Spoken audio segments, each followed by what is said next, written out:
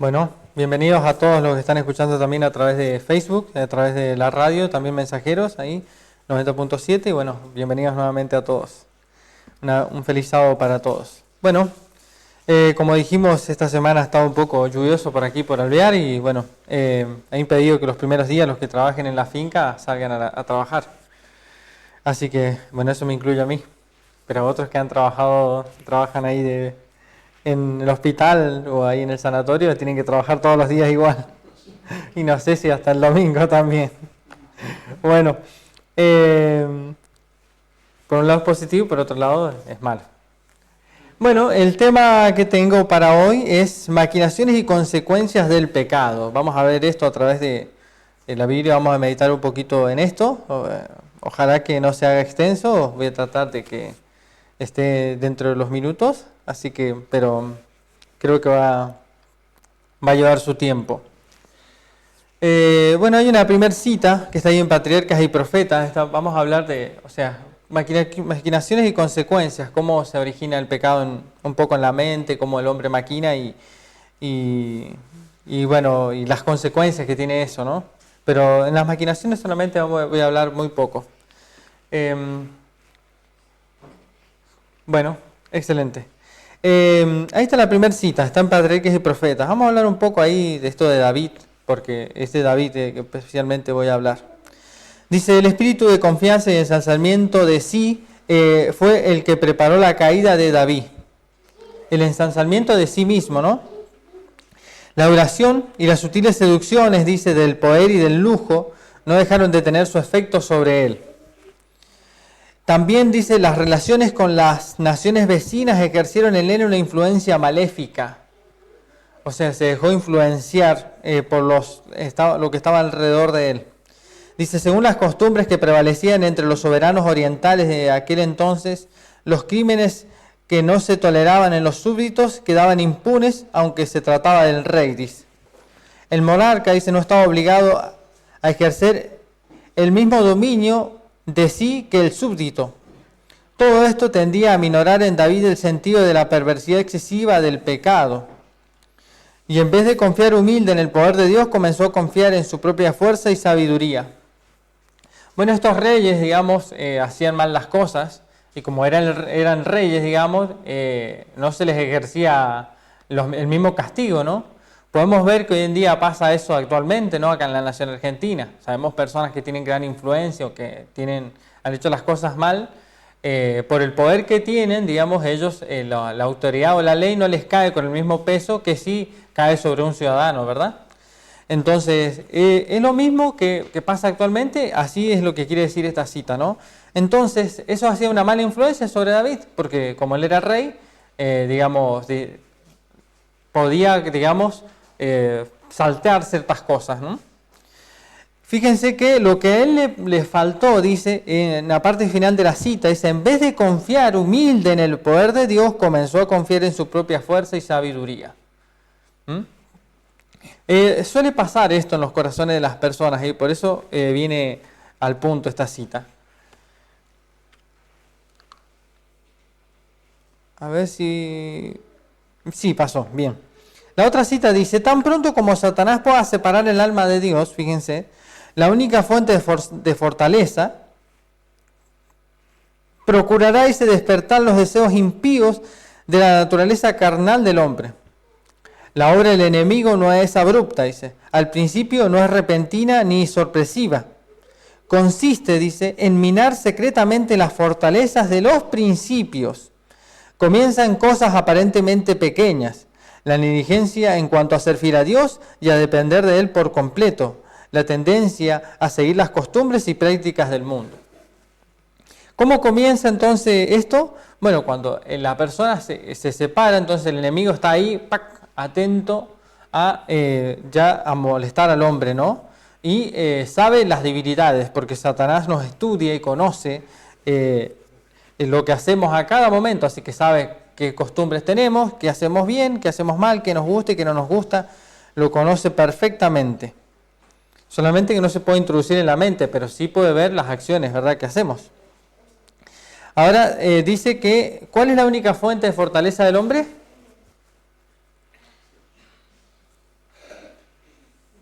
Dios. Bien, la única fuente de fortaleza es Dios.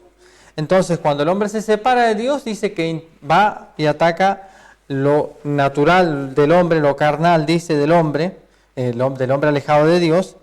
Y dice que comienza en cosas pequeñas. Ahí dice, ¿no? Negligencia en cuanto a ser fiel a Dios, depender completo de Él. Bueno, llama la atención esta cita. Bien, vamos a 2 de Samuel 11, versículos 1 hasta el 4. Creo que lo tengo ahí en pantalla, pero si alguno lo quiere leer de su Biblia. Me lo salto. Ahí está. Justo estoy cambiando también aquí, así que...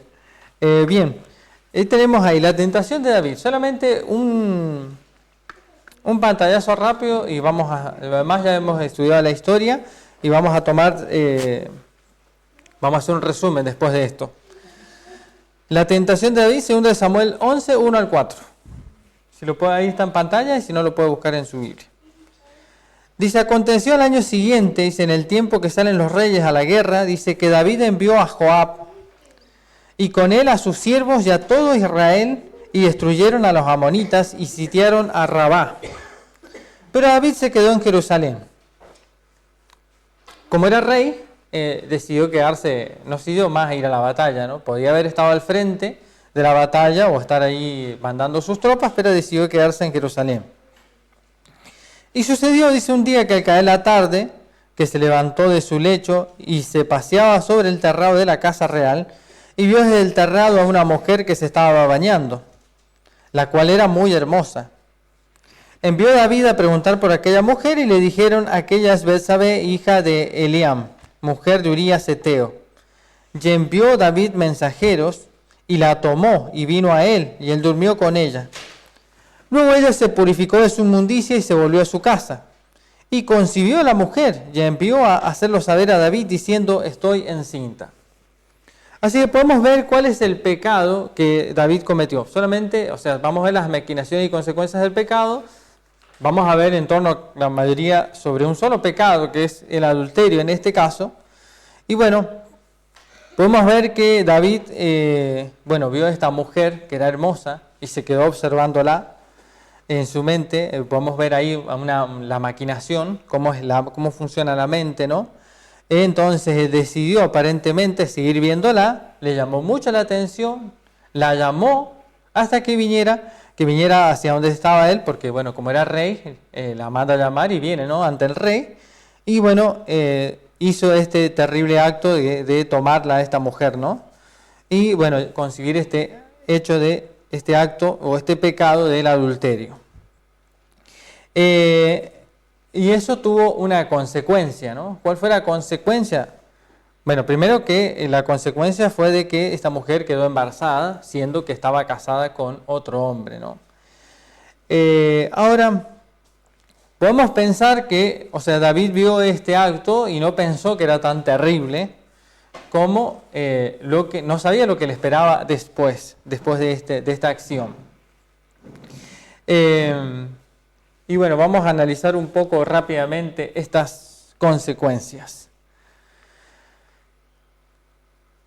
David dice que ahí mintió para ocultar su pecado. Tuvo que mantener oculto este acto, ¿no? Le mintió a este hombre también cuando lo manda a llamar, saben que lo manda a llamar Urías Eteo, ¿no? Y le ocultó su pecado, ¿no? Como consecuencia de este acto, David manda a matar a Urías Eteo. Como algo que solamente era un adulterio, por decirlo, que era una consecuencia que es terrible, pero que no lo veía mal él. Ya leímos en las citas ya vimos en las citas anteriores que David se dejó influenciar por las naciones que hacían las cosas mal, ¿no? Israel no se manejaba bajo estos principios, o los principios de la ley de Dios, no tenía los mandamientos de Dios. Sin embargo, como estas naciones al no tener los mandamientos de Dios, él se dejó influenciar por esas naciones externas a la nación de Israel. Bien, así que David manda a matar a Urías Eteo. Ahora, después de esto, David tiene hijos, ¿verdad? Y ahora ¿qué pasa con estos hijos? Ahí puse unos comentarios, ¿no? Uno de sus hijos toma también la decisión de hacer algo terrible. También dice de violar a su hermana. Porque, bueno, estoy salteando rápidamente, ¿no? Muchos pasos, evidentemente, pero dice que ahí Amnón, uno de sus hijos, viola a su hermana. Después dice que, como Absalón se entera de que, porque la hermana le había contado esto que había sucedido, Absalón no pudo olvidar lo que le había hecho Amnón a esta hermana y tomó la decisión después de quitarle la vida a su hermano Amnón. Fíjense cómo un acto de adulterio lleva a una cosa y después los hijos tienen que pasar las consecuencias. Bueno, esto pasa porque tal vez David, vamos a leer un poco más adelante, cómo David, al tener, digamos, vergüenza por sus acciones, después no tuvo fuerza de voluntad para poder enseñarle a sus hijos las cosas que no tenían que hacer, ¿verdad? Bien, ahora, Absalón mata a su hermano Amnón. Después dice allí que Absalón huye. Huye, y cuando vuelve, le quiere quitar el trono a David, y como consecuencia del enfrentamiento, Absalón muere. Luego había otra más, a ver si me queda la otra. Bueno, vamos a dejarlo ahí nomás. Bueno, hay otra más, pero no la tengo, a ver si lo puedo volcar. Ese era el completo, bien. Ahora, Adonías también quería ser rey, que era otro de los hijos de David, que quería ser rey. Y dice allí que David no tenía fuerza también para disciplinar, ¿no? Esa vergüenza que él sentía le dejaba hacer lo que él quería a este hijo, y como consecuencia de esto, el hijo también, o sea, quería hacer lo que él quisiera, digamos. Este hijo quería el trono. Ahora, finalmente, también murió por orden del rey Salomón después, Adonías. Ahora quiero leer un comentario de un hombre que encontré en las redes, que hizo un comentario creo que muy acertado sobre lo que sucedió con la vida con esta rebelión de Absalón. Me pareció muy interesante este comentario. Dice, en los capítulos siguientes, del 16 al 18, nos demuestran cómo Dios, a través de todo, dirige las circunstancias. Señalemos, entre otras, y sin entrar en detalles, la maldición pronunciada por Simei. David ha debido oír sus palabras. Dice, pero inclinado y sumiso recibe todo de la mano de Dios. El consejo de Ahitofel es dado en vano. En fin, dice, la batalla, dice, tiene su curso en la cual Absalón es herido y muerto, ¿no? Ahora dice lo siguiente, esta cita, a ver si lo puedo volcar acá. No. ¿Cuántas expresiones de estos capítulos, dice, traducen muy bien las debilidades de David con respecto a este hijo rebelde?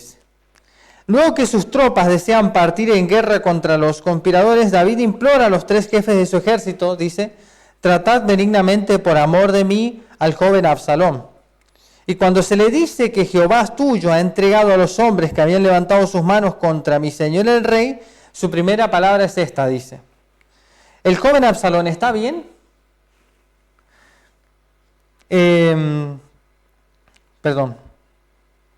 Dice, cuando en fin él sabe que su hijo ha tenido la misma suerte que los enemigos del rey, entonces el rey se turbó, dice, y subió a la sala de la puerta y lloró y decía así. Ya su hijo había muerto, ¿no? Hijo mío Absalón, dice, hijo mío Absalón, ¿quién me diera que muriera yo en lugar de ti, Absalón, hijo mío, hijo mío? Qué profundo dolor para un padre bajo el gobierno de Dios. Dice, Dios permita que este ejemplo hable poderosamente a los padres cristianos, mostrándoles cuáles pueden ser los resultados irremediables de sus debilidades en el ejercicio de las responsabilidades que le incumben con respecto a sus hijos. Que ninguno tenga que llorar impotente como David tuvo que hacerlo al presenciar las consecuencias de su debilidad hacia un hijo que había amado mucho y que nunca había disciplinado. Diversas circunstancias, lo hemos visto, que podrían haber conducido a David a dominarlo. Desgraciadamente, él no lo aprovechó. Ahora era demasiado tarde, quedaban para él solo dolores y disgustos. Haber perdido a un hijo muy amado y haber faltado a sus responsabilidades con respecto a él. Estas cosas, dice, no lo olvidemos. Las cosas que se escribieron antes para nuestra enseñanza se escribieron. Bueno, Romanos 15:4. Ahora, ¿cuál fue la consecuencia, no, de David? Cuando David se enteró de que este Absalón había matado a su hermano Amnón, tuvo 2 años para poder reprenderlo, para poder enseñarle, para poder decirle las cosas de lo mal que había actuado. Ya había hecho la consecuencia, le podría haber enseñado antes, por supuesto, porque como un hermano le va a quitar la vida a otro. También tendría que haber educado a Amnón de otra manera para que no tomara a su hermano. Bueno, vemos que una consecuencia lleva a la otra. En ese entonces era la muerte, ¿no? Pero dejó pasar las cosas. Sí, dejó pasar las cosas, ¿no? Y bueno, y sin embargo llegó hasta esta consecuencia en la cual después su hijo se le rebeló y finalmente murió, ¿no? En un enfrentamiento. Bueno, podemos ver, ¿no?, cómo es la consecuencia de un pecado, cómo llevó a una cosa. Primero que David vio a una mujer casada, la tomó, cometió este acto de adulterio. ¿Cómo un acto de adulterio? Después tuvieron 4 hijos, ¿verdad? Bueno, sin revelar que el primer hijo, uno de los hijos murió, que fue el primero que tuvieron, ¿no? Murió porque, bueno, eso fue una consecuencia del pecado también. Después, bueno, tienen estos hijos que se le rebelan, y cómo una cosa va llevando a la otra. Si David no hubiese hecho esto, no hubiese tomado a Betsabé por la fuerza, se hubiese direccionado su vida de otra manera. Bien, que bueno, no nos podemos imaginar, pero creo que hubiese sido mucho mejor. Pero la consecuencia de este pecado llevó a tener hijos ya con esta mujer y pasaron estos hijos que salieron de una manera terrible. Ahora dijimos que la última había sido esa, ¿no? Adonías quería ser rey, David no tenía fuerza también para disciplinarlo y esa vergüenza que él sentía le dejaba hacer lo que él quería también. Y como consecuencia de esto quería el trono y finalmente también murió por orden del rey Salomón. Este hombre también hace un comentario muy interesante con respecto a esto. Dice, cuán grave era que después de haber reconocido que el reino le pertenecía a Salomón, hablando de Adonías, reconoció que le pertenecía el reino a Salomón, pero fíjense lo que dice. Dice, porque por Jehová era suyo. En efecto, dice, tenía siempre su propia voluntad oponiéndose al pensamiento de Dios. Una voluntad no quebrantada. Las circunstancias que se habían desarrollado puede ser que le hayan conducido a expresar algunas palabras, pero el fondo de su corazón permanecía igual. Si por debilidad y en razón de un amor mal testificado, los padres no enseñan a sus hijos desde su más tierna edad obediencia y sumisión, estos hijos actuarán según su propia voluntad y conocerán tarde o temprano los dolores que son las consecuencias de tal andar. Adonías jamás se apenó por su padre y tuvo el triste fin que se nos relata en Primera de Reyes, capítulo 2, versículos 23 al 25. Con un discernimiento notable del estado de Adonías, Salomón pronuncia el juicio que es ejecutado enseguida por Benaya, que era un soldado que tenía ahí. Bueno, ¿qué pasó con Adonías? Adonías después quería el trono porque él era mayor que Salomón. Y bueno, por Jehová se le había concedido que Salomón iba a ser el rey. Ahora, ¿cuál era en vez de aceptar esto, Adonías va y habla con Betsabé y le pide un favor. Le dice, bueno, si me puede entregar la última esposa que había tenido David, que era Abisag Sunamita. Bueno, ¿cuál era lo que se pensaba en ese entonces? Bueno, que al tomar la esposa del que era el rey anterior, el otro quedaba en la posición para posicionarse como rey de una mejor manera. O sea, Adonías, entre lo que tenía en su corazón o maquinaba, era querer quedarse como rey. Entonces va y le pide a Betsabé en forma inocente, como diciéndole, mira, mamá, pedirle a Salomón que me pueda dar a Abisag Sunamita como esposa. A todo esto habían personas detrás que estaban apoyando a Adonías y él tomaba a Abisag Sunamita como esposa. Algo así plantea la historia bíblica. Ahora, cuando llega Betsabé delante de Salomón a decirle que este pedido de Adonías, Salomón le dice en pocas palabras, ¿quieres que te dé el reino también? ¿Por qué? Porque él sabía que detrás habían personas apoyando este ideal de Adonías, que estaba esta maquinación detrás, ¿no? Entonces, ahí sabía Salomón que si Adonías seguía vivo, iba a querer ser rey en algún momento. Y esto iba a plantear una guerra innecesaria otra vez en Israel. Y para cortar con este problema, y sabiendo que ya el corazón de Adonías estaba mal, decidió quitarle la vida, porque iba a tener una consecuencia otra vez sobre la nación directamente ya, que iba a afectar a la nación. Así que decide quitarle la vida. Ahora, David tampoco había tomado cartas en el asunto con respecto a este hijo, ¿no?, que era Adonías. También le había dejado hacer en su vida lo que él quería, ¿no? Ahora, es el capítulo que ha sido registrado en la escritura de la vida de David y la de sus hijos, Absalón y Adonías en particular, es rica en instrucción para nosotros. Que puedan los padres cristianos sacar mucho provecho en cumplimiento de la tarea tan bella y tan noble, pero también tan difícil, que el Señor les ha confiado, que es criar a sus hijos para el Señor.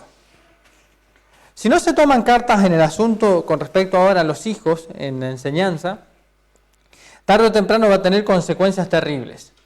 El hecho de que una persona se pierda por la eternidad o no se entrega al Señor, ya es una consecuencia terrible. No hace falta que se rebele y te haga una guerra en la casa. Hay hijos que hoy en día le pegan a sus padres. Pasa eso en todos lados, ¿no? Pero esa es una consecuencia terrible como la que pasó acá. Podemos decir que es una guerra, una batalla así. Pero el hecho de que ya el hijo se rebele y se aparte de Dios, ya es una consecuencia terrible. Así que aquí están estos ejemplos para tomar la enseñanza.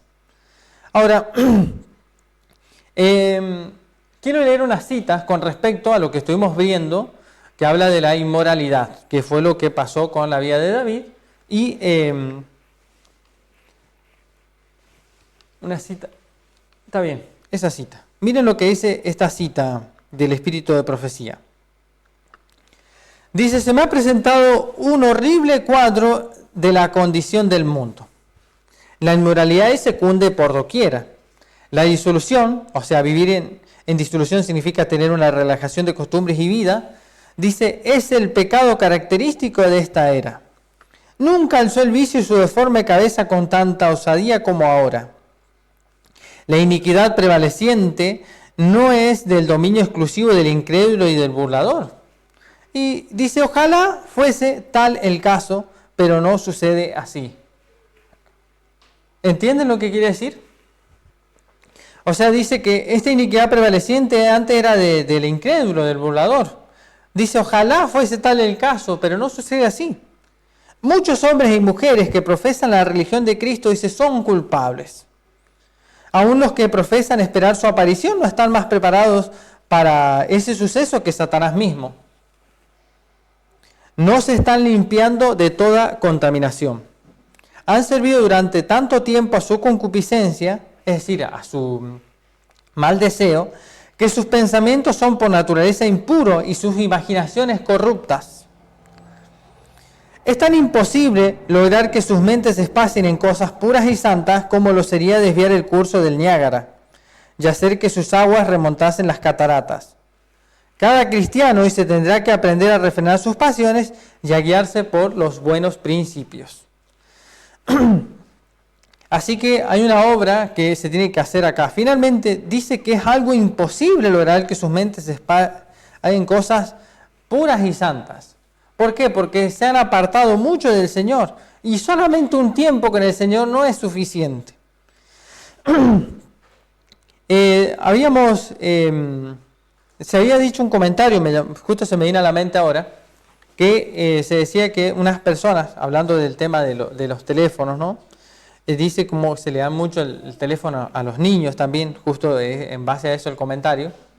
Y dice que muchos niños pasaban muchas horas con los teléfonos en la semana. Bueno, esto puede incluir a los adultos, también los incluye, ¿verdad? También. Y dice que, bueno, ¿cómo hacemos para remediar si se pasa 40 minutos oceando? 40 horas a la semana, ¿cómo se hace para combatir eso?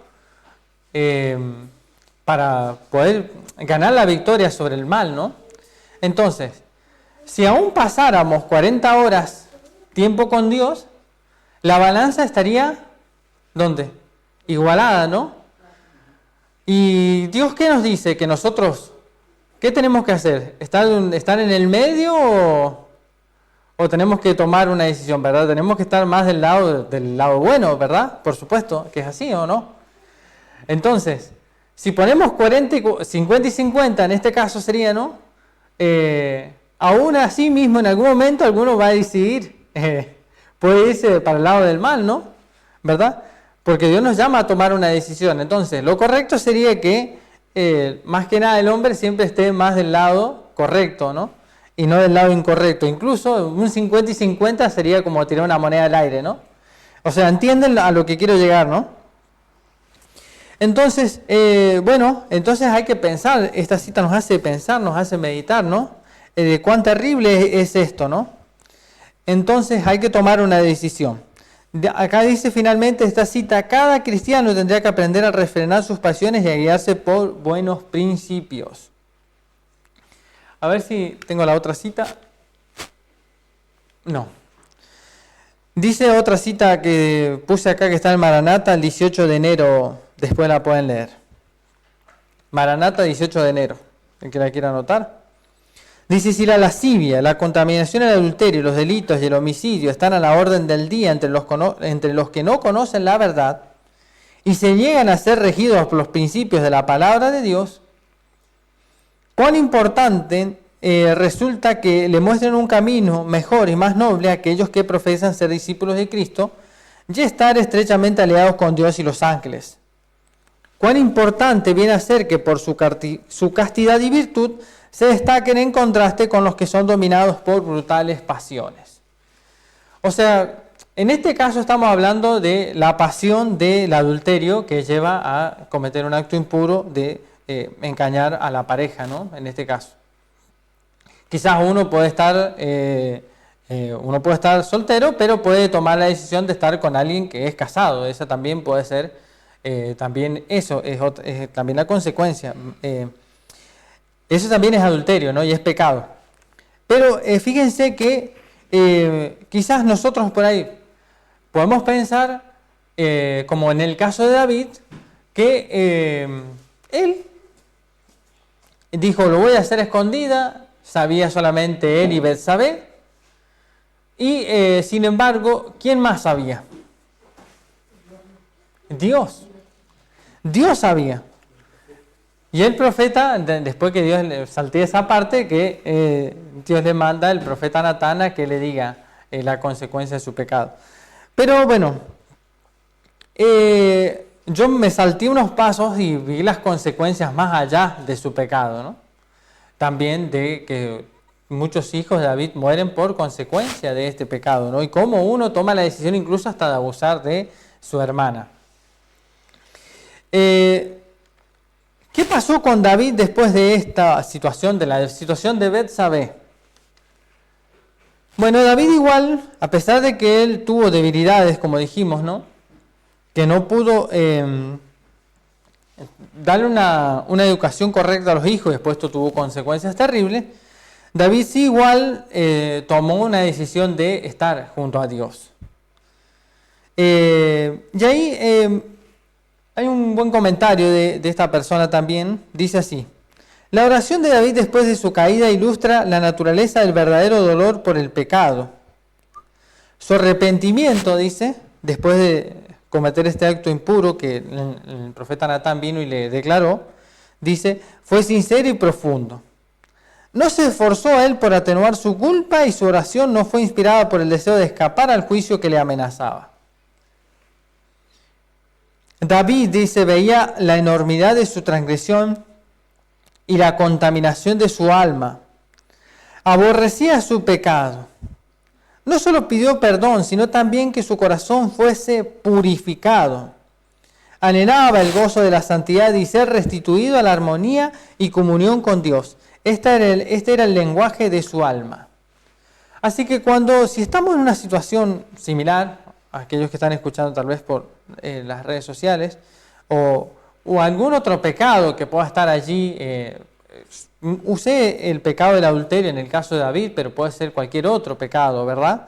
El que nos esté atormentando o el que estemos ahí, debemos tratar de ser como David, ¿no? No debemos tratar de ocultarle a Dios ese pecado. Debemos de que ir a Dios así como estamos, en esa condición, y confesarle al Señor el pecado y pedirle lo que David le pidió en los siguientes párrafos. Ahí el primero comienza con el Salmo 32, 1 y 2. Dice, bienaventurado aquel cuya transgresión ha sido perdonada y cubierto su pecado. Bienaventurado el hombre a quien Jehová no atribuye la iniquidad y en cuyo espíritu no hay engaño. O sea que cuando vamos a Dios no tenemos que ir con el espíritu de ocultar o justificar ese acto, porque sabemos que el pecado es algo terrible y tenemos que ir como lo que es algo terrible, y debemos pedirle a Dios limpieza de esta acción. Ahora, pasamos a la siguiente, a ver si lo pude. Sí. También está el Salmo 51, versículos 1 al 14, pero aquí hay un resumen de eso, porque es una cita del Espíritu de Profecía. Después, si alguno quiere anotar el Salmo 51 completo, puede leerlo en casa también tranquilamente y aplicarle su nombre. Dice David aquí, apiádate de mí, oh Dios, conforme a tu misericordia, conforme a la muchedumbre de tus piedades, borra mis transgresiones. Porque yo reconozco mis transgresiones, y mi pecado está siempre delante de mí. Contra ti solo he pecado, y he hecho lo malo delante de tus ojos. Es interesante esta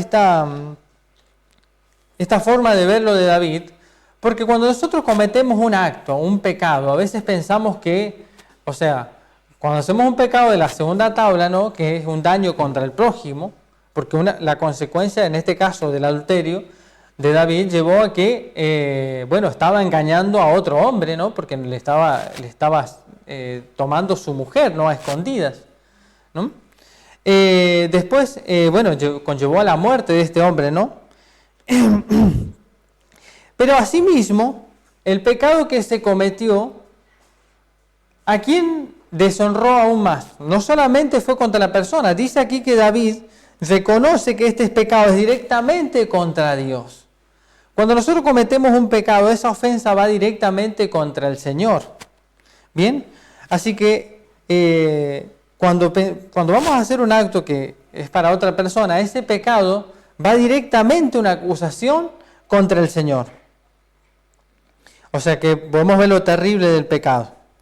Entonces dice David, sigue diciendo, purifícame con hisopo y seré limpio. Lávame y quedaré más blanco que la nieve. Crea en mí, oh Dios, un corazón limpio y renueva un espíritu recto dentro de mí. Ese debe ser el pedido de cada uno. No me eches de tu presencia y no me quites tu santo espíritu. Restitúyeme el gozo de tu salvación y el espíritu de gracia me sustente. Líbrame del delito de sangre, oh Dios, el Dios de mi salvación. Cante mi lengua tu justicia. Fíjense que también estaba, este acto del pecado tan terrible de David llevó a que una persona que no tenía nada que ver con este pecado perdiera la vida, que era Urías Eteo.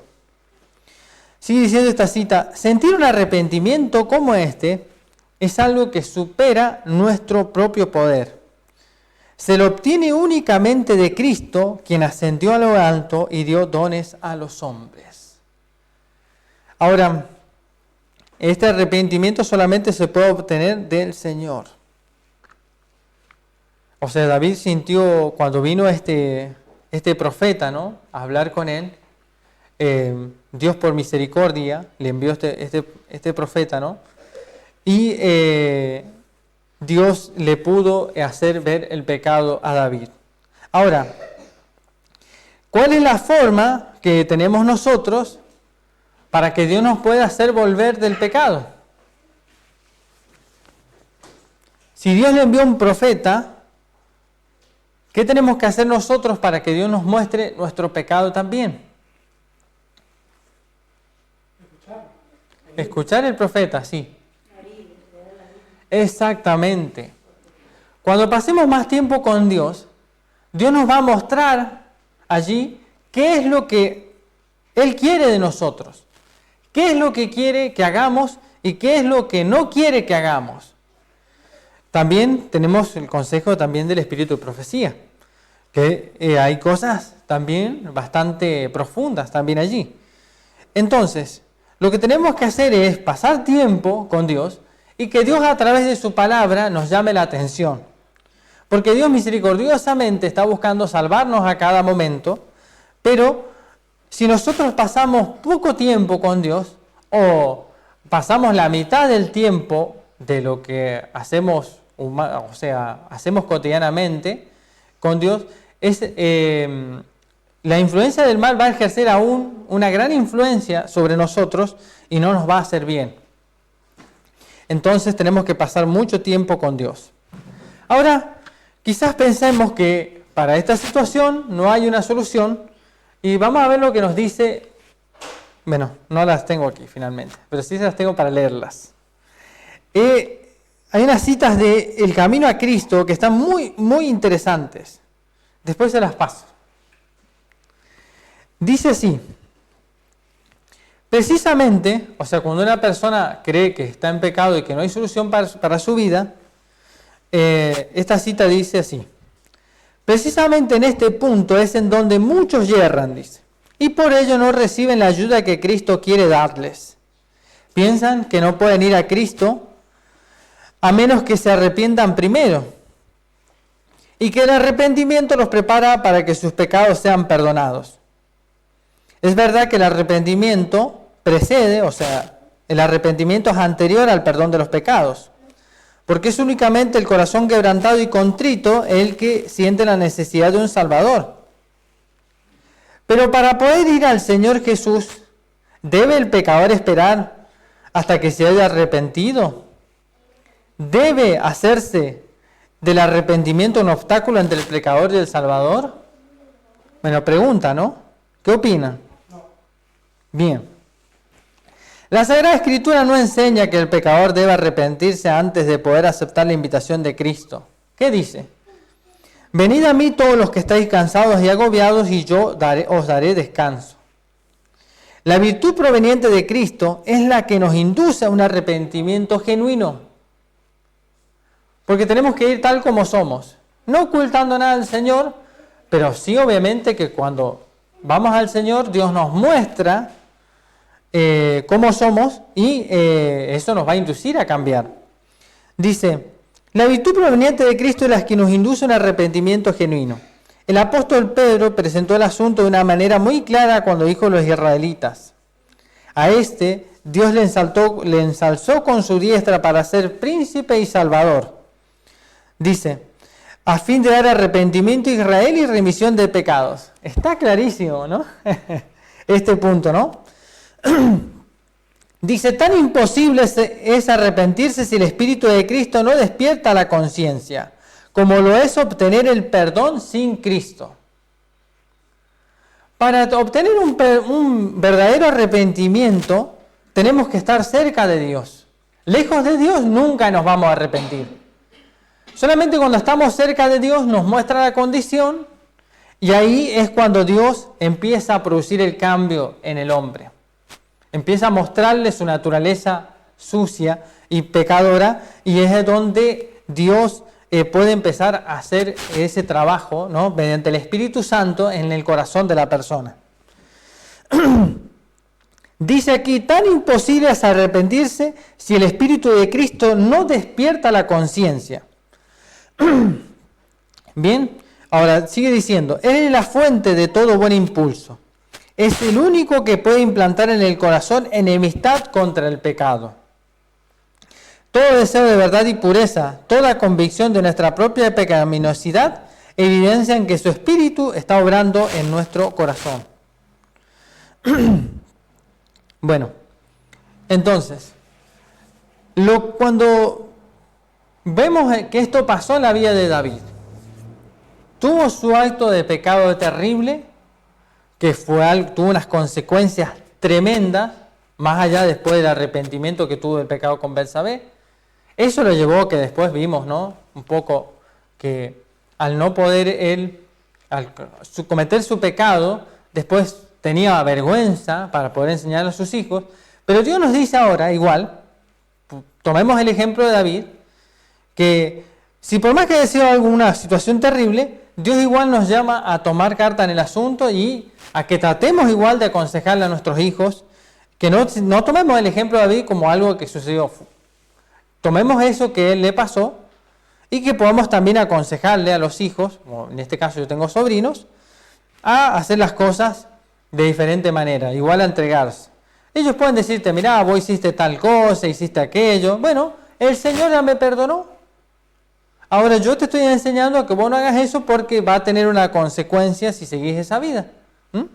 Para aquellos que están escuchando a través de internet, si les llega a pasar algo semejante. Porque después las consecuencias de este acto de David, toda la nación, o a muchos ya sabían, creo que sus hijos también sabían, pero llevó a que él no les pudiera tomar firmemente después el consejo.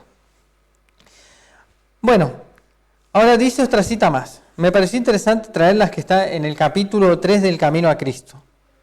Jesús dijo, yo si fuera levantado en alto de sobre la tierra, a todos atraeré a mí mismo. Cristo, dice, debe ser revelado al pecador como el Salvador que murió por los pecados del mundo. Y mientras contemplamos al Cordero de Dios sobre la cruz del Calvario, el misterio de la redención comienza a revelarse a nuestra mente y la bondad de Dios, dice, nos guía al arrepentimiento. Al morir por los pecadores, Cristo manifestó un amor incomprensible. Y a medida que el pecador lo contempla, este amor enternece el corazón, impresiona la mente e inspira contrición al alma. Está hablando de los pasos, ¿no? Porque a veces decimos, bueno, pero es que igual no me siento así bien para ir al Señor. Pero ese es un engaño del enemigo, es un engaño de Satanás, que induce al hombre a que dice, bueno, cuando cometió un pecado que se sienta tan inmundo que no quiere ir al Señor, bueno, el Señor dice aquí que Dios lo exaltó de esta manera a él, porque por medio de Cristo obtenemos el perdón. Entonces tenemos que ir a Dios como estemos, porque ahí está la solución nuestra, cerca de Dios. Fíjense que así, lo vuelvo a leer, dice, al morir por los pecadores, Cristo manifestó un amor incomprensible. Así que Dios nos ama. Tenemos que ir a Él en la condición sucia, pero no nos va a dejar sucio Dios, ¿verdad? Porque nos dice que a medida que el pecador lo contempla, este amor enternece el corazón, impresiona la mente e inspira contrición al alma. Sigue diciendo, es verdad que a veces los hombres se avergüenzan de sus caminos pecaminosos y abandonan algunos de sus malos hábitos antes de darse cuenta de que son atraídos a Cristo. Pero siempre que, animados de un deseo sincero de hacer el bien, hacen un esfuerzo por reformarse, es el poder de Cristo que los está atrayendo. Una influencia de la cual no se dan cuenta obra en su alma. Su conciencia se vivifica, su conducta externa se enmienda. Y cuando Cristo los induce a mirar su cruz y a contemplar a aquel que fue traspasado por sus pecados, el mandamiento se graba en su conciencia. Él les revela la maldad de su vida, el pecado profundamente arraigado en su alma. Y ahí dice, comienza a entender algo de la justicia de Cristo y exclaman, ¿qué es el pecado para que haya exigido tal sacrificio por la redención de su víctima? ¿Fueron necesarios todo este amor, todo este sufrimiento, toda esta humillación para que no pereciéramos, sino que tuviésemos vida eterna? Nos hace estas preguntas, ¿no? Porque ¿qué es el pecado, no? Es algo que es un gusto nada más. Es algo que pasa, es algo que es una concupiscencia, no es un mal deseo, que solamente a veces pasa un segundo o unos momentos, porque trae satisfacción momentánea. Pero la satisfacción de estar con Dios es una satisfacción duradera que va a ser permanente. Por eso dice aquí, ¿no?, la pregunta, ¿no?, ¿qué es el pecado para que haya exigido tal sacrificio para la redención de la víctima? ¿Fueron necesarios todo este amor, todo este sufrimiento, toda esta humillación para que no pereciéramos, sino que tuviésemos vida eterna? Sigue diciendo la última cita, el pecador puede resistir a este amor, puede rehusar ser atraído a Cristo, pero si no se resiste, dice, será atraído a Jesús. El conocimiento del plan de la salvación le guiará al pie de la cruz, arrepentido de sus pecados, los cuales causaron los sufrimientos del amado Hijo de Dios.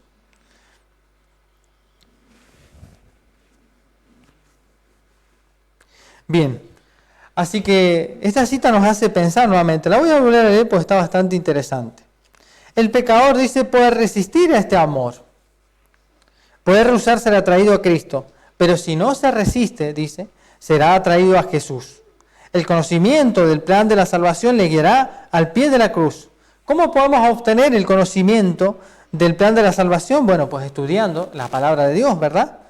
Arrepentido de sus pecados, los cuales le causarán los sufrimientos del amado Hijo de Dios. Y bueno, Dios, a medida que estudiamos el plan de la salvación, podemos ver todo lo que requirió, las consecuencias de eso, y cuando veamos todo lo que Dios hizo por nosotros, eso va a ablandar nuestros corazones.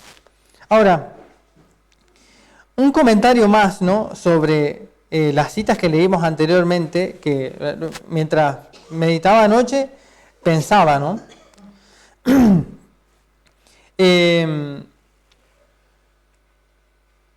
Llevamos tanto tiempo, ¿no?, conociendo este mensaje, y creo que es una buena...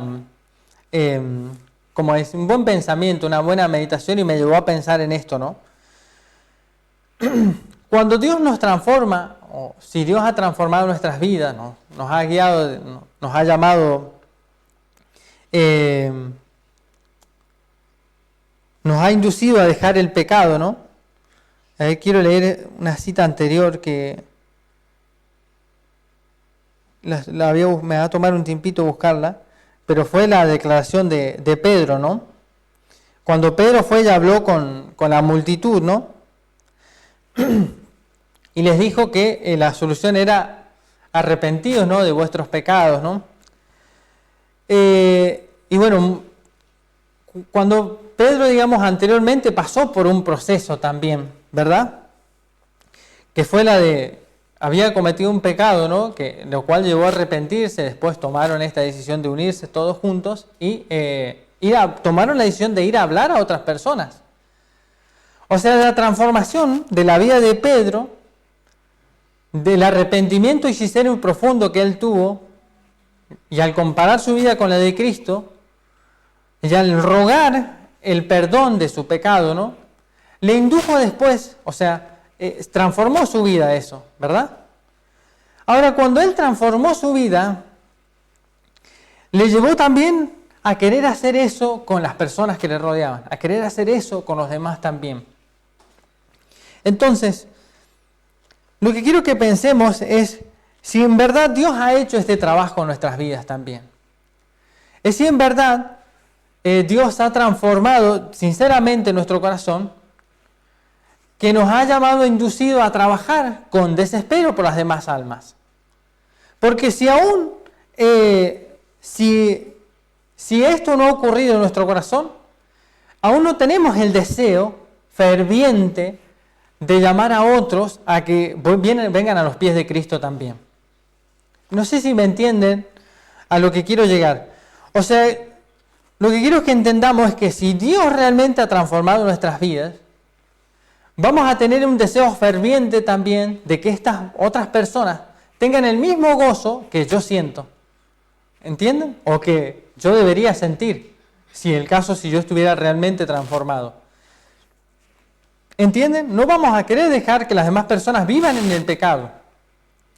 Por eso que esto también nos hace reflexionar esta historia más allá, también, desde un punto de vista evangélico. Si Dios ha transformado mi vida, como transformó la de Pedro, como la de David, Eso va a llevar a que yo también lleve ese mensaje a otros, o ese gozo a otros. Pero si Dios no ha hecho ese trabajo en mí aún todavía, yo no tengo el deseo aún de ir y llevarle este mensaje a otras personas también. Eso quiere decir, en pocas palabras, que Dios aún no ha transformado mi vida como debería haberlo hecho. Y aún todavía me estoy engañando pensando que estoy bien con Dios. Por eso, mis hermanos, yo quiero que este tema, a medida que enseguida, mientras estamos almorzando o cuando vayamos a nuestro hogar, pensemos si Dios realmente ha transformado mi vida al punto de que yo tenga un deseo ferviente de llegar a otros. Porque si no tengo ese deseo ferviente de llegar a otros con este mensaje de amor por el cual Dios nos transmite a cada momento, quiere decir que aún todavía me falta ese proceso de que Dios me salve a mí aún. ¿Bien? Si no vamos a estar en una condición, como decimos acá, que es una condición externa de un engaño, nos vamos a pensar que estamos bien y finalmente no estamos bien. Porque Dios nos quiere salvar y hacernos copartícipes de salvar a otros también. Ese es el fin de este mensaje, o del mensaje de Dios. Bueno, espero que lo que hemos estudiado hoy realmente pueda hacernos meditar en esto. Si realmente Dios ha transformado mi vida. Y si no la ha transformado aún, acá tenemos los pasos, leímos los pasos en estas citas. Leímos los pasos en los cuales el enemigo es el que no quiere que nosotros no vayamos a Dios en la condición en la que estamos. Porque todos somos pecadores. Pero podemos ser pecadores, como decimos, no sé decirlo la palabra, ¿no? Que prosiguen en el tiempo, ¿no? Un pecador que continúa, ¿no? Y Dios no quiere que nosotros continuemos en el pecado, quiere que lo abandonemos al pecado.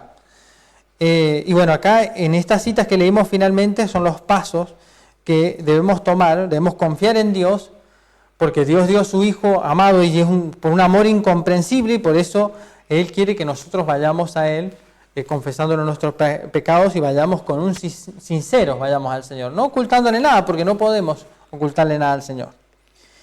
Bueno, espero que este tema haya sido, que les haya hecho pensar, que ese es mi deseo y podamos meditar en lo que hemos estudiado hoy.